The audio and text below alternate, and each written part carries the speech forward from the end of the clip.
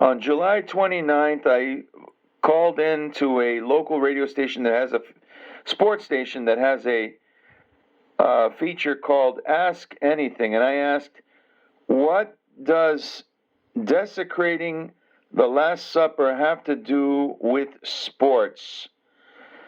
And these guys, their answer was that of sheeple that had no real idea of what the hell is going on. And I use that word not as a pun, but literally, which is a shame because although they are trying to be diplomatic, perhaps you can hear it in after their responses. They're breathing like they let out a sigh of disappointment in themselves.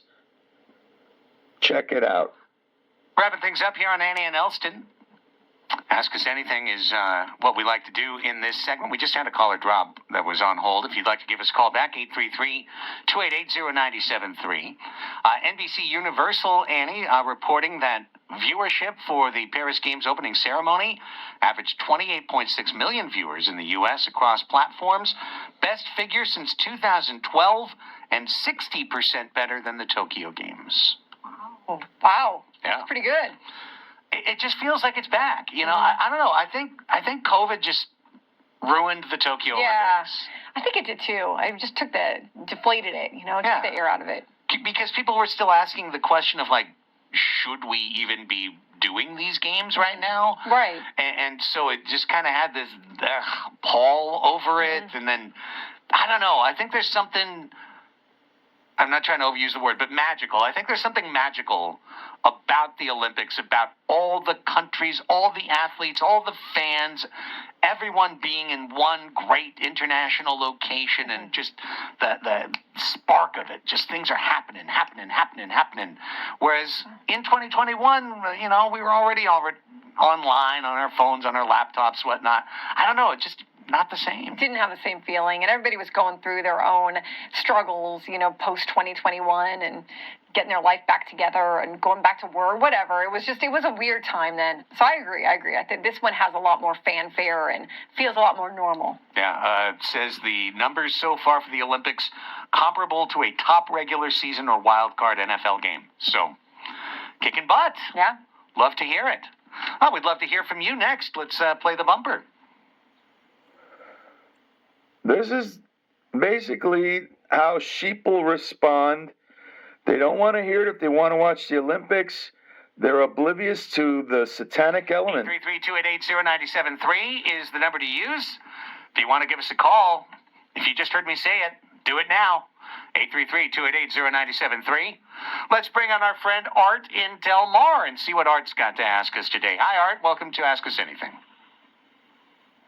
Hi, thanks. I'm enjoying the format. I have a question. What does desecrating the Last Supper have to do with sports? That's not what they did, Art. They just did an opening ceremony, did a little performance, and they just did particular wing of media decided to lose their mind. They just did the French. They just did. I maybe it's growing up in dance. I don't know. To me, it's art is in the eye of the beholder. You interpret things however you want, but like this was their culture. This was their way of expressing it, and I thought it was really cool. Not that. I mean, just the whole opening ceremony. I thought was cool. The whole opening ceremony was cool. And LeBron on the boat with the flag and in the rain, and that was cool. Well, it's okay, Art. There's an outrage industry. There's a media outrage industry designed to make you mad every single day. Consider how they're making you feel. Consider how you feel when you listen and view and intake that content, and then you get mad. Mad, always mad, always so angry. Why be that way?